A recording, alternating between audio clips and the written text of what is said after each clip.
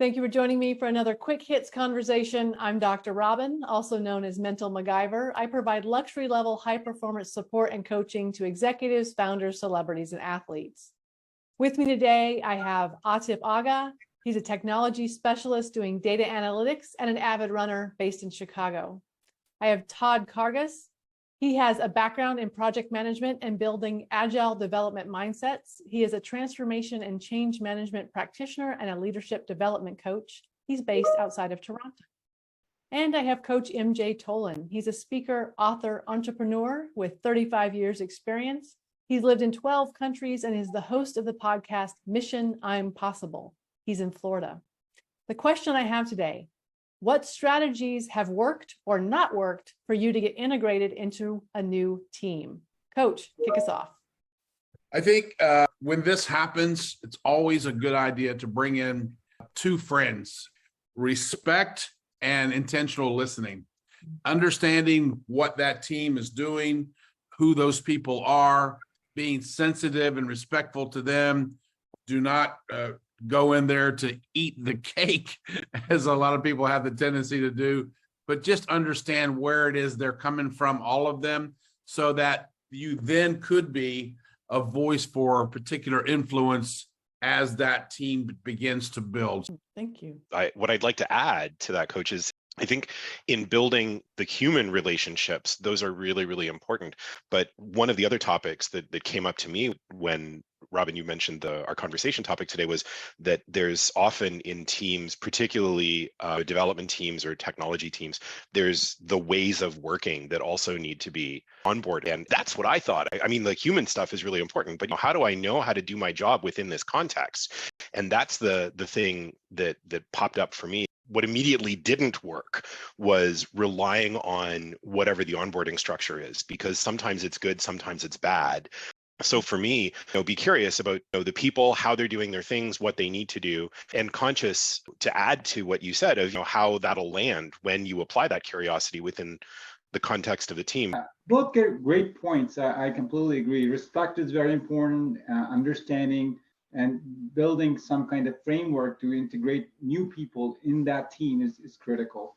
I think it also is important and I think I see that as a skill set. I think the skill set of an individual is coming in, and it's also differentiated between maturity and immaturity as well. If you're mature, you'll come into a new team with respect, just like Coach said, but also with an open mind that you don't know anything. This is a team that's been there for a while, established. Respect that. Don't go in like, I know more than you do, and then start disintegrating or start questioning it, but go and learn, understand, listen in, be respectful. And then once you understand it, maybe then you can bring in your own flavor of expertise to that team.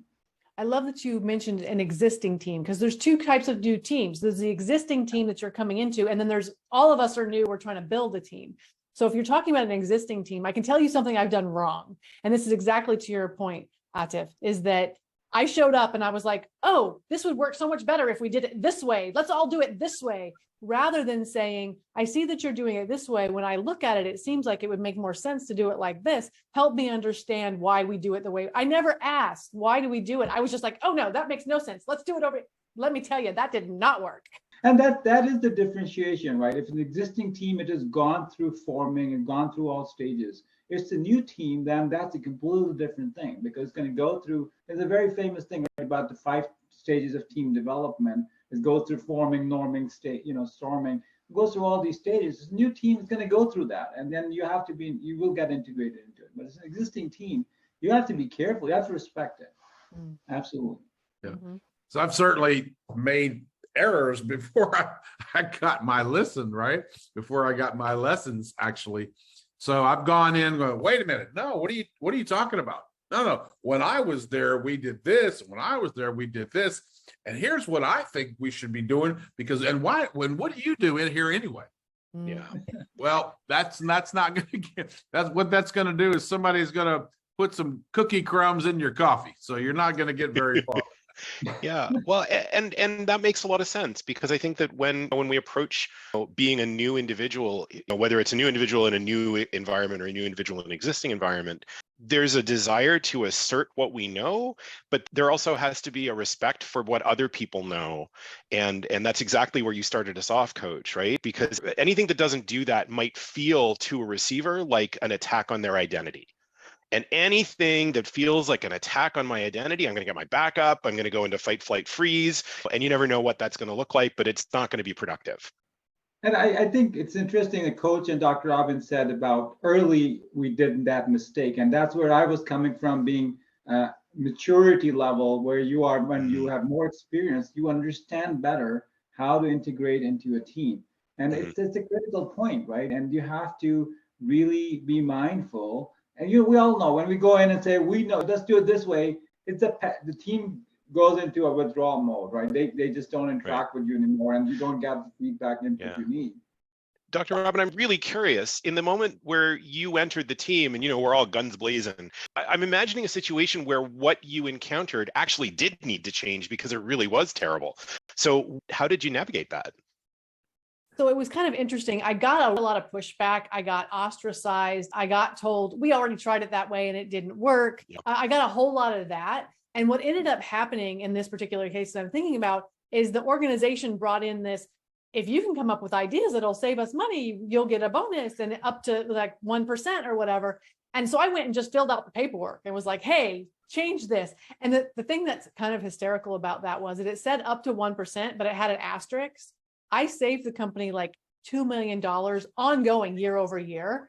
I think I got $500 or $750 or something for the idea, but yay me. But it did, and eventually, and everybody complained, like, who put this in? This is ridiculous. I was like, but I do think that there is a fine line between going in and just being like, how do you do it here? What does it look like? Oh, yeah, let's just do it like that. And coming in as aggressively as I did. There has to be a way to say, oh, I see you do it this way. Help me understand why. And ask the questions. Don't just take it at face value of, well, we've just done it that way. So sit down and shut up and do it that way. Yeah, there's also, I think, is a flaw in the system as well. When people are interviewing you, they are asking you questions about, well, you can do this great, you can bring this to the team, da da da da. And then when you go in there, you have to give it time to really first integrate, and then maybe you can bring your skill set to it. And I think it's also comes from insecurity. Sometimes when we're new to the team, we're insecure and we want to establish ourselves sooner than later. And that's where it also sometimes goes south instead of in the better place. I had someone come into a team that I was on, and the thing that she wanted to do was interview everybody on the team. So she took everybody on the team to lunch, which sounds like a really good idea, but it turns out what she was doing was looking for dirt. Like, she was looking for gossip. She wasn't actually talking about the work and how you do it and how you got it. And it became such a storm. It was not good. Talk about toxic. Yeah, it was really not good. So if you are coming into a new team, what are the first steps? I went in with my big Mickey Mouse ears, my satellite ears, to be a listener. And to your point, Todd, be humble enough to ask questions instead of bringing answers. Yeah. Because if you're a change maker, and most of us are, a change master, you know that in order to make things happen, you've got to get buy-in. In order to get buy-in, you have to have that give and take, respectful karma already put on the table. First thing is build trust. Okay. Yeah. Yep. We've done quick hits about that. Definitely people can go find that, build trust. Absolutely. Atif, what's the first thing you do? Especially listen in, right? Take notes, understand who is doing what, where people are, who is most respected in the team, who is really just trying to get to the next level. Maybe just understand the team dynamics better, listen in what the projects or products they're trying to focus and work on. Take all the notes carefully, review the notes, get through it, and then start providing some feedback when's the right time. I think for me, the first thing I have to do is withhold judgment, because when you show up on a new team, people are going to tell you things about each other, about the work. And it is so hard as human beings. We want to do the easy, like oh, you told me that. Great. I'm just going to take that at face value, but withhold judgment and allow yourself to kind of get all of the information. And I don't know how long that takes.